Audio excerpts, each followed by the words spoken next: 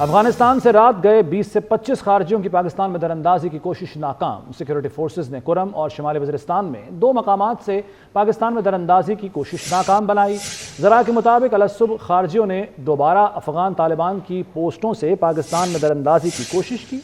खारजियों और अफगान तालिबान ने मिलकर पाकिस्तानी पोस्टों पर बिलाश्तियाल भारी हथियारों से फायरिंग की। पाकिस्तानी सिक्योरिटी फोर्सेज ने बिलाश्तियाल फायरिंग का भरपूर और मुंह तोड़ जवाब दिया। मुसद्दिका ज़राए के मुताबिक अफगानिस्तान साइड पर भारी नुकसानात की इब्तदाई इत्तलात हैं। मौसर जवाबी कार्रवाई से 15 से ज़ायद खारजियों और अफगान तालिबान के हलाक होने की मुसद्दिका इत्तलात। मौसर जवाबी कार्रवाई और गोलाबारी से अफगान तालिबान 6 पोस्टें छोड़कर भाग गए। पाकिस्तान सिक्योरिटी फोर्सेज के सिर्फ 3 जख्मी होने की इत्तलात। पाकिस्तान ने 12 अफगान हुकूमत से फितनाल खारिज को पाकिस्तान के खिलाफ सरजमीन इस्तेमाल न करने का कहा। अफगान तालिबान फितनाल खारिज की मुसलसल मुआवनत कर रहे हैं। तो रात गए ये 20 से 25 खारजी हैं जिन्होंने पाकिस्तान में एक मरतबा फिर दरअंदाजी की कोशिश की, जिसे नाकाम बना दिया गया। और सिक्योरिटी फोर्सेज ने कुरम और शिमाली वज़ीरिस्तान में 2 मकामात से पाकिस्तान में दरअंदाजी की कोशिश नाकाम बनाई। जान लेते हैं हमारे नुमाइंदा खुसूसी अहमद मंसूर से। अहमद, आगाह कीजिए। देखिए, ये गुज़श्ता शब्द जो 20 से 25 खारजियों ने अफगान तालिबान के साथ उनकी बॉर्डर पोस्टों का इस्तेमाल करते हुए कुरम और शिमाली वज़ीरिस्तान के 2 मकामात से पाकिस्तान में दरअंदाजी की कोशिश की है, जिसे सिक्योरिटी फोर्सेज ने नाकाम बनाया है। जो सिक्योरिटी ज़राए इस हवाले से तफसीलात बता रहे हैं कि 28 दिसंबर की अलग सुबह यानी आज सुबह सवेरे एक दफा फिर खारजियों ने दोबारा अफगान तालिबान की पोस्टों को इस्तेमाल करते हुए दरअंदाजी की कोशिश की और अफगान तालिबान के साथ मिलकर पाकिस्तानी पोस्टों पर भारी हथियारों से फायर खोला।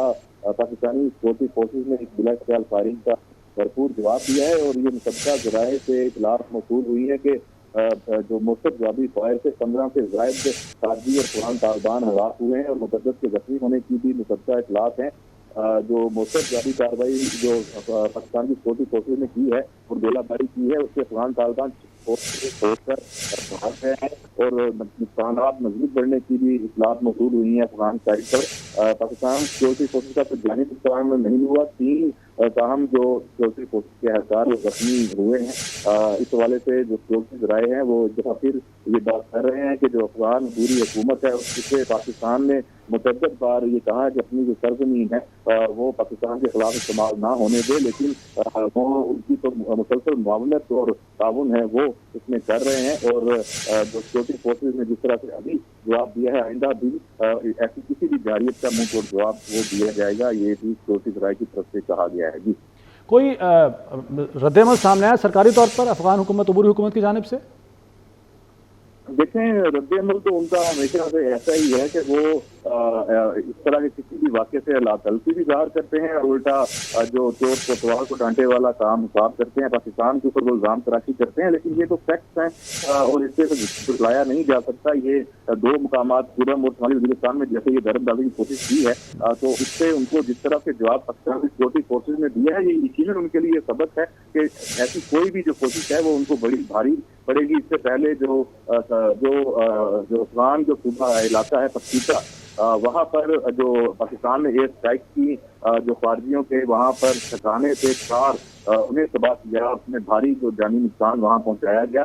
तो अब ये कल जो DGISPR ने भी इस हवाले से प्रेस कॉन्फ्रेंस भी की थी कि जो ये सूरत हाल बरकरार रही इसी तरह और अफगान सरजमीन जो दहशतगर्द और खारजी हैं वो इस्तेमाल करते रहे तो स्टेटस को बरकरार नहीं रखा जाएगा। स्टेटस को का मतलब यही है कि पाकिस्तान अफगानिस्तान के अंदर कोई कार्रवाई ना करे। ठीक है अहमद मंसूर, बहुत शुक्रिया, आपने अपडेट किया। तो इसी पर बात करने के लिए ब्रिगेडियर रिटायर्ड वकार हसन खान साहब हमारे साथ मौजूद हैं, उनसे बात करते हैं। बहुत शुक्रिया ब्रिगेडियर साहब वक्त देने के लिए।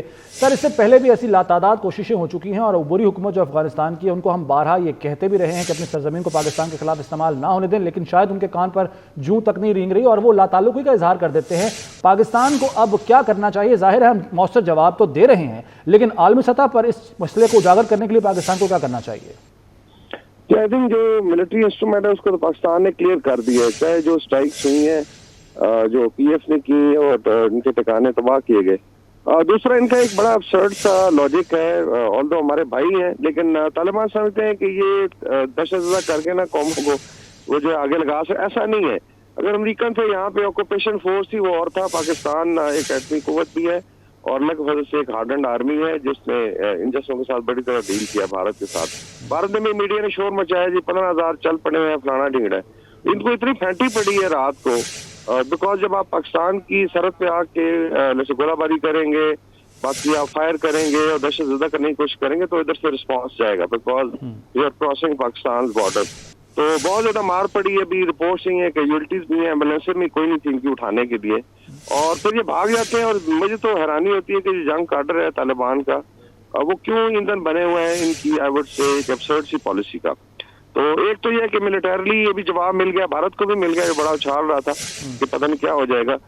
दूसरा आलमी सतह पे आई थिंक रीजनली आप कर सकते हैं, जिसमें ऑलरेडी मॉस्को फॉर्मेट में जो रीजनल कंट्रीज को सारे कंसर्न है। अब एक और खबर है कि एक और बहुत बड़ा दहशतगर्द है ISKP का, और वो इस वक्त तखार प्रोविंस में है, जो बेसिकली ताजिकिस्तान को डिस्प्लाइज करना चाहता है, और मेनली अपना कलीमोव उसको कहते हैं।